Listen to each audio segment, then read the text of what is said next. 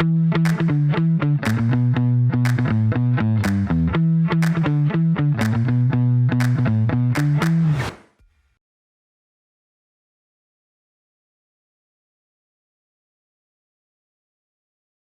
qu'il faut avoir en tête de prime abord, c'est que le refuge, il n'est pas tout seul. Les défis technologiques du refuge, c'est une chose, mais le refuge, c'est un bâtiment spécifique dans un environnement particulier.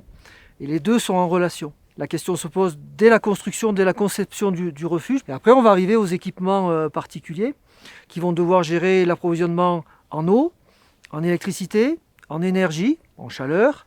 Et puis également, puisqu'il y a un approvisionnement en eau, il y a une évacuation d'eau des eaux usées. Donc tous ces systèmes-là doivent être pensés et doivent fonctionner ensemble. Donc tous ces systèmes vont servir à faire en sorte que le refuge puisse fonctionner en autonomie sans avoir besoin de trop d'héliportage ou de lien avec la vallée.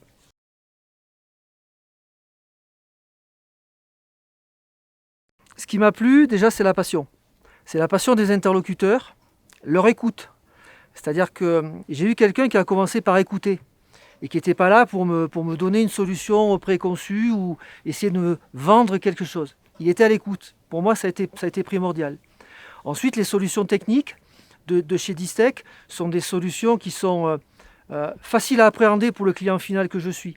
Les interfaces, la programmation, l'entretien, la maintenance, l'ouverture, les protocoles de communication utilisés, l'ouverture vers le monde de l'IoT. Tout ce concept, il était extrêmement important et j'ai trouvé chez Distech cette écoute, cette passion et cette ouverture vers tous les métiers du bâtiment et pas seulement ceux de la GTB.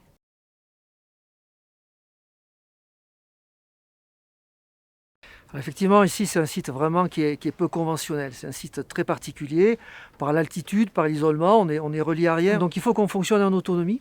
On pourrait penser que ce sont à peu près les mêmes solutions qui sont reportables, celles de la vallée qu'on peut reporter ici. En fait, ce n'est pas le cas. Donc ça veut dire que toutes les solutions préconfigurées ne sont pas adaptées à ce genre de fonctionnement.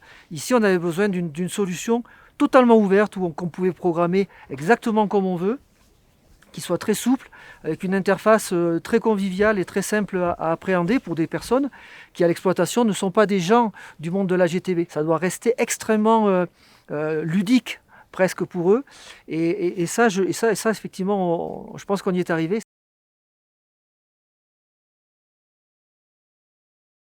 Ce projet, c'est vraiment la rencontre de personnes, de gens qui sont passionnés, qui sont humainement très intéressants. On a notre intégrateur AM2I avec Johan et Thomas. On a la solution Rekea avec Pierre Dubois. Et tout ça, sans faire de mauvais jeu de mots, on a réussi à mettre en place une symbiose. Et ce mot symbiose, il a une vraie valeur chez Distech. C'est pas à moi de vous en parler, mais quand même, c'est quelque chose de réel.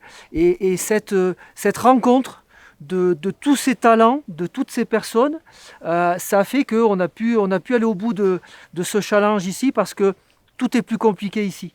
Et on imagine bien que tout ce qu'on arrive à faire ici, quand on le transporte en vallée, là où on a des solutions et un environnement bien plus apaisé et bien plus confortable, c'est que du régal.